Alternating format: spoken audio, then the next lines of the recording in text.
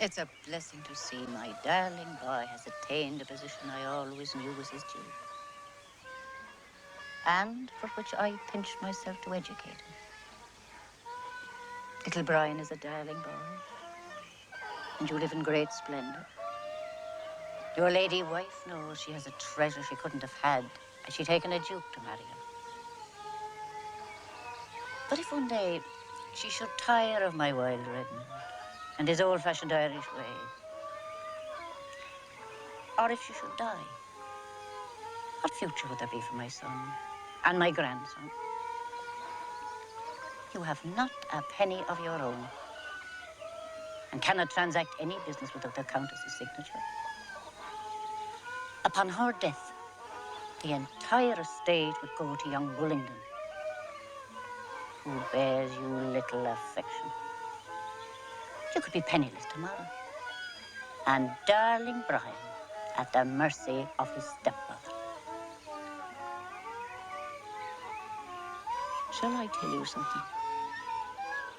There is only one way for you and your son to have real security. You must obtain a title. I shall not rest until I see you, Lord Lyndon. You have important friends. They can tell you how these things are done. For money, well timed and properly applied, can accomplish anything. And, to be sure, Barry was acquainted with someone who knew how these things were done. And this was none other than the distinguished barrister and former government minister, Lord Hallam, whose acquaintance he had made, as he had so many others, at the gaming table. Do you happen to know Gustavus Adolphus, the 13th Earl of Wendover? I don't believe I do. Oh, sir. This nobleman is one of the gentlemen of His Majesty's closet, and one with whom our revered monarch is on terms of considerable intimacy.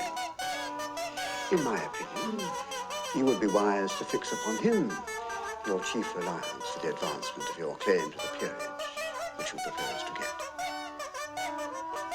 When I take up a person, Mr. Lyndon, he or she is safe. There is no question about them anymore. My friends are the best people. I don't mean the most virtuous, or indeed the least virtuous, or the cleverest, or the stupidest, or the richest, or the best born, but the best. In a word, people about whom there is no question.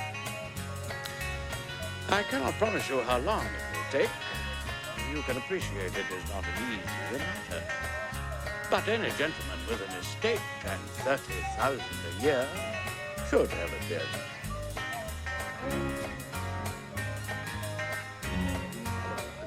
There, standing behind me, was a total stranger. Sorry, forgive me. And he said to me, "Excuse me, could you tell me, is Lord Wendover alive or dead?" I was so astonished I couldn't think of what to say. Then I became a bit angry.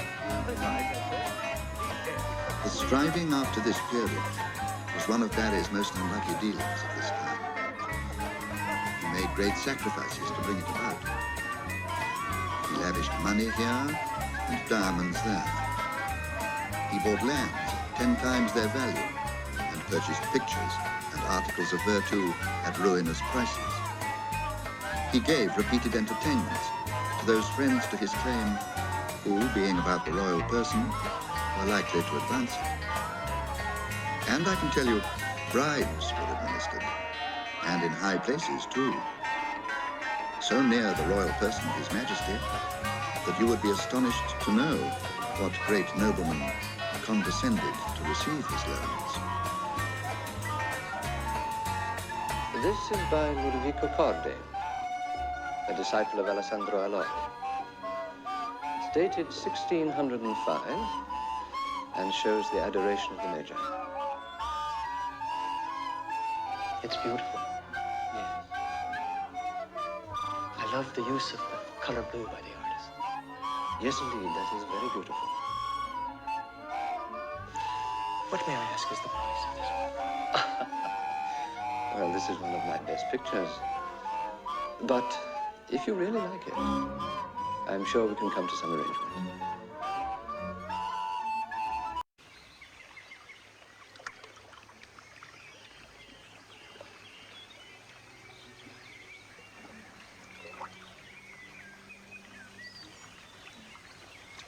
Harry. It's a blessing to see my darling boy has attained a position I always knew was his due, and for which I pinched myself to educate him. Little Brian is a darling boy, and you live in great splendor.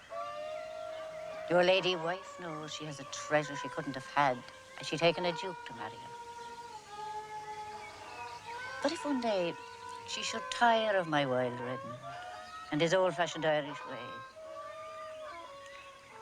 or if she should die, what future would there be for my son and my grandson? You have not a